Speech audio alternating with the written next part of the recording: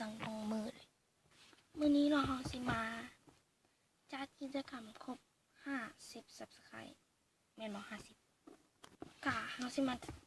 กิจกรรม50 Subscribe เนาะกะ1มีทั้งหมด3ข้อด้วยกันเนาะข้อที่1แม่นให้ทุกคนเม่นซื้อลิ้นเนาะแล้วก็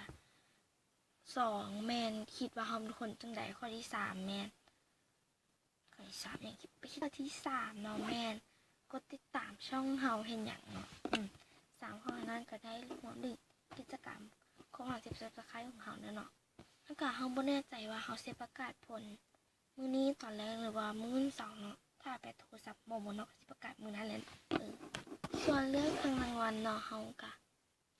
บ่ฮู้ว่าสิให้เบิ่งลีบ่เพราะว่าขึ้นรถแล้วเนาะขึ้นรถเพราะว่าก็ขี้ข้ามเปิดประตูลงไปเอาอีกเนาะโอเคเฮาว่าเฮาไปเอาเครื่องรางวัลดีกว่าเนาะโอเคนะครับเราเครื่องรางวัลมาแล้วเนาะโอเคเดี๋ยวเฮามาเบิ่งรางวัลที่3กันเลยเนาะรางวัลที่3แม่นอันนี้เราเป็นสกุชชี่เนาะเป็นสกุชชี่บิสกิตเนาะตัวนี้คือมันมีตำหนิมาตั้งแต่5เนาะเพราะว่า5แล้วแบบมันจะมีสกุชชี่วางไว้อยู่หน้าเลยแล้วคนอื่นเจ้าสิว่าพี่มันก็เลยมีตำหนิ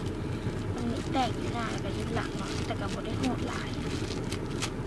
แล้วก็ถุงขาดเนาะอันนี้เราเฮ็ดเองถุงขาดเนี่ยอันนี้เป็นรางวัลที่3รางวัลที่2เนาะแมนว่ะแมนอันนี้ปีกรางวัลที่2เนาะแมนธงเนาะเฮาบ่แน่ใจเป็นธงอีหยังเนาะนี่เป็นรางวัลที่2อันนี้ตรงนี้มอง1เด้อเนาะเป็นรางวัลที่2รางวัลที่1เนาะคือทุกคนเห็นไปเมื่อกี้เป็นบิ๊กไลน์ก็ได้ทำมาเนาะอันนี้ทุกคนได้ดีแล้วตอนนี้ครับเปิดเป็นกล่องซูม40กิมละเขาก็ซื้อมาเนาะนี่เนาะนี่เป็นรางวัลที่1เนาะบิ๊กก็ได้ทำมารางวัลที่2เป็นโถงเนาะสามารถใส่สกุชชี่ได้อันนี้รางวัลที่3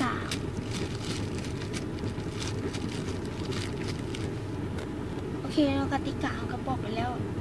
1ซื้อเนาะ2คิดว่าเขาโคจังได3ก็ได้ตามช่องเราอย่างเงี้ยกะเท่าหันเนาะวันนี้เขาก็ต้องขอตัวลาไปก่อนบ๊ายบายเพจกติกาบ่ได้เข้าห่วงเด้อ